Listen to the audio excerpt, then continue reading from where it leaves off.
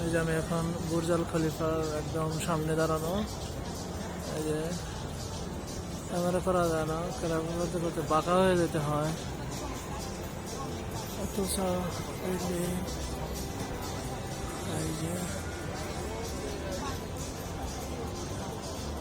এটা হলো সামনের এই ভিউটা।